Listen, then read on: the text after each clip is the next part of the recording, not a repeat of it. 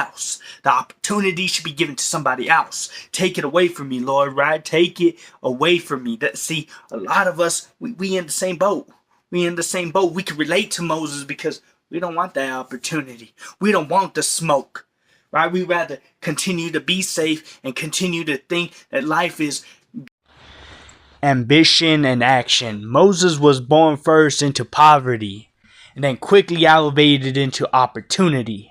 Born a Hebrew slave, the possibilities of his life were limited. He would be a slave like his parents and theirs before them.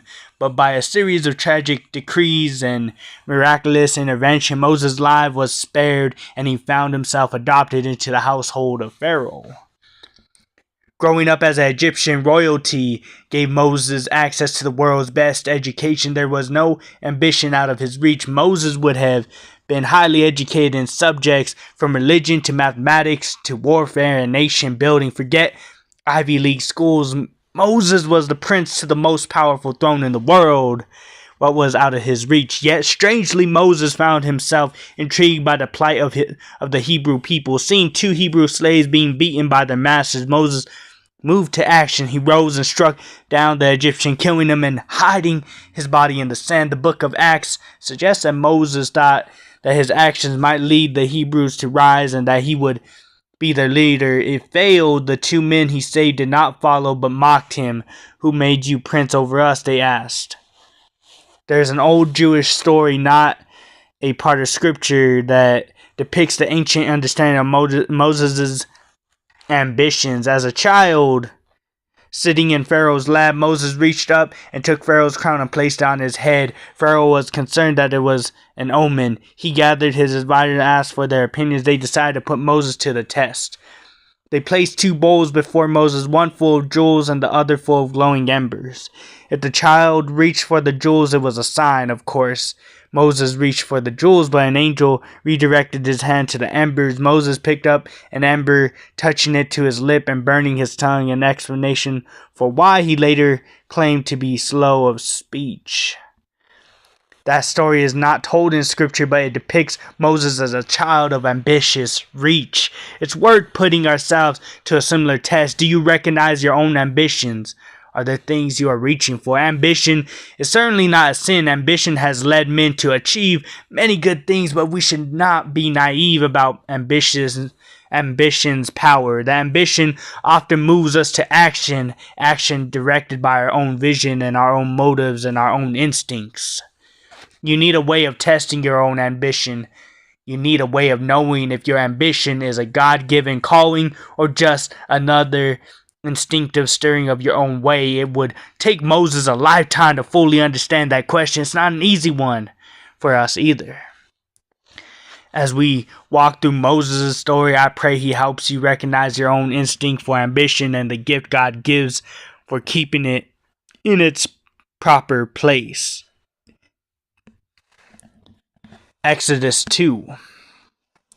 Many years later, when Moses grew up, he went out to visit his own people, the Hebrews, and he saw how hard they were forced to work. During his visit, he saw an Egyptian beating one of the fellow Hebrews. After looking in all directions to make sure no one was watching, Moses killed the Egyptian and hid the body in the sand. The next day, when Moses went out to visit his people again, he saw 2 Hebrew men fighting. "Why are you beating up your friend?" Moses said to one who had started the fight. The man replied, "Who appointed you to be our prince and judge? Are you going to kill me as you killed the Egyptian yesterday?" Then Moses was afraid, thinking everyone knows what I did. And sure enough, Pharaoh heard what had happened and he tried to kill Moses. But Moses fled from Pharaoh and went to live in the land of Midian. When Moses arrived in Midian, he sat down beside a well. So what's up, everybody? So we are starting a whole new series called Ambition. So I know different little bit of setting. Usually I have the green screen. Kind of have a headache. Don't really feel like doing the green screen today. But this new series, Ambition. See, this one's going to be powerful for every single one of us. Why? Because of this, right? Because we are all very ambitious. We all have these dreams and these aspirations and these hopes and these goals that we're trying to chase, right? We're trying to get to where we need to be, right? Where we want to be at.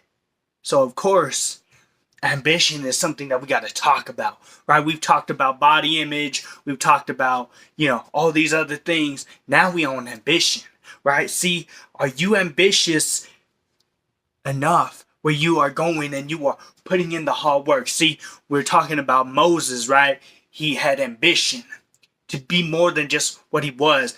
He was blessed. He was granted opportunity to be more. See, he took the opportunity. He took the blessing. See, that's where we need to be at. That's where our mindset needs to be at, of really just making it and taking it to the next level. Taking every opportunity and every blessing and not wasting it, but taking it to a whole new category. Taking it to the next level. Doing something and working hard at it and making it come true. Making it come true, right? See, now that's the beauty in it. That's the beauty in it. And see, a lot of us, we have these ambitions, but some of us, we ain't chasing it. We feel like we just should just be in the back burner, just leave it alone and just not even jump up on the occasion or jump up on the opportunity and chase our dreams. See, and I understand that a lot of us are in the same boat. A lot of us could definitely relate to this, right? We can relate to this. We can relate to this. So where's the ambitious nature in you? Where is it? Because we know with Moses, right, he led his people, out of slavery. He did all these amazing things with a speech impediment, with a list, with not feeling comfortable talking in front of people, doing something that was so far beyond his comfort zone. Even asking God to just let somebody else do it. Just take this burden away from me. Take this opportunity away from me. How many times have we done that, right? How many times have we done that where we said, you know what, God, just take away the opportunity. I don't want to do this. Go ahead and let A, B, or C do it. Go ahead and let my homie do it. Go ahead and let my cuz. No. God is calling you to do this. God is calling you to this opportunity.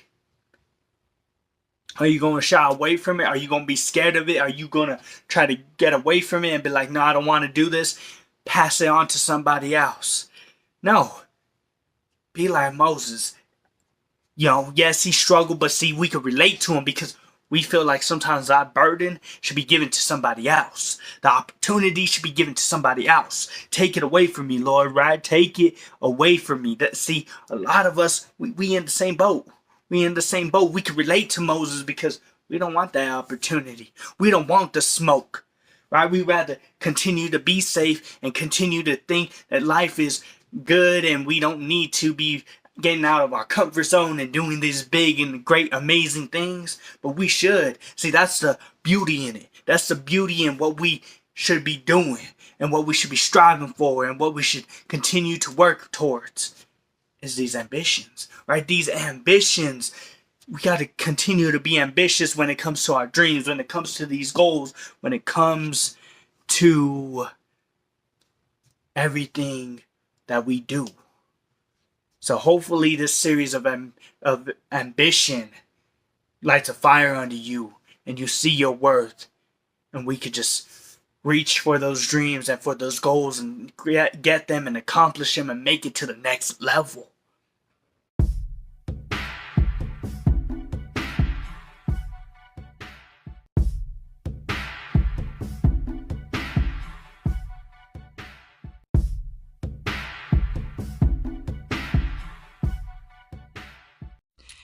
If you made it to the end of this video, I appreciate you so much, more than you ever know. So, Krayonn Rocket, our motto is be unique, be creative, be you. Why is this important? Because we were all created in the image of God. We were all perfectly and wonderfully made. So, I hope that you enjoyed this video. Share it, like it, subscribe. I would appreciate it.